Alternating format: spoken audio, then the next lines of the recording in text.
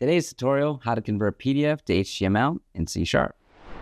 How's it going, everyone? In this tutorial, we'll learn how to convert a PDF file to an HTML format using IronPDF library in a .NET application. So first, make sure you have IronPDF NuGet package installed on your project.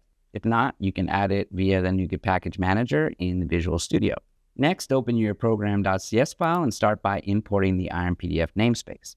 Also, set the license key for IronPDF so that you can unlock its features.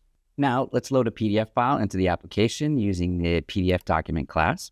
We use the FromFile method to load the file named sample.pdf. And once the PDF is loaded, we can easily convert it to an HTML string using the ToHtmlString method.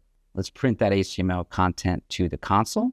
We can also save the HTML version of the PDF to a file.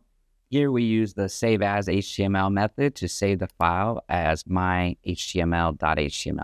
Next, let's explore some configuration options to customize the HTML output. For instance, you can change the background color, the margin, and styling of the headings. We can create an HTML format options object to set these configurations. Finally, let's apply the custom configurations and convert the PDF to an HTML file. This time, we'll use the SaveAsHtml method again, but pass it in our custom HTML format options to modify the HTML output. Let's run the application and check the output. The PDF will be converted into two HTML files, a default one and a customized one. And there you have it.